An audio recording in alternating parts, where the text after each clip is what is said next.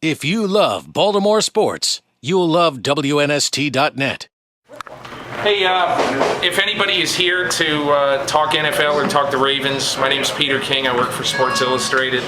If anybody, I thought I would start just by talking a little bit about the Ravens and what I saw today out at practice, and then we'll just open it up to whatever sort of questions you want to ask or anything like that. These are incredibly informal, free-flowing.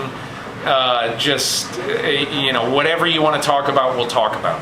So that's sort of the way I've usually done these. I've done one at a minor league baseball stadium in Albany. I did one in Houston last year. I've done two in the New York area. And what it is I talk about whatever you guys want to talk about.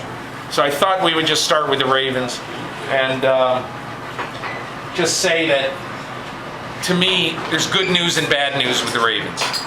The bad news is that of all the Super Bowl contenders, and they are one of 12 or 14 real legitimate Super Bowl contenders in my opinion, there's not a team in the NFL that has a worse position group among those contenders than the Ravens have at corner. And the good news about that is that they have done something this offseason called pass rush school. And Albert Pujols just hit another home run. No, he didn't.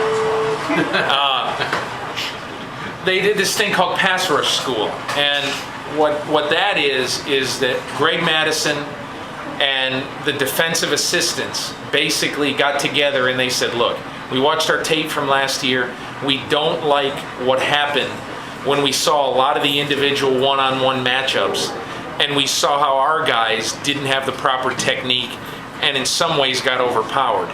So what they did is they started from absolute scratch with everybody, including Suggs, and all the defensive linemen. Whoever was there in the off-season program, they would sort of teach them the absolute basics. Like, for instance, and this is just a real little thing, but let's say you're playing the right end, all right, and your best move is a speed rush. Okay, and let's say Suggs is out there. Well, he can't run the speed rush every time, or else the left tackle is just going to come out, poke him out, and he's never going to get to the quarterback. So he's got to have another move. And there's this one move called the poke. I think it's called the poke and post. Okay, which is basically you get your first move is you get to the inside shoulder of the left tackle. And you go like this to him, and you just pop him, almost like an open-handed punch. So in other words, he doesn't immediately get on top of you to be able to do anything. And then you post to get his hands off him. You go like this. Your arm goes up like a post. And then what you're able to do, you have him off balance, and he can't get on you. And then theoretically, you have a free path to the quarterback. This is something that Aaron Campman has done for a long time with the Packers, and now he's in Jacksonville. Something Justin Tuck does with the Giants.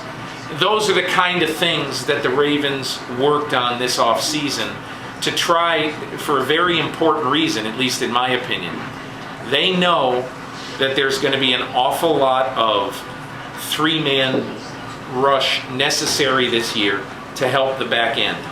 Okay? And in some cases, four-man rush.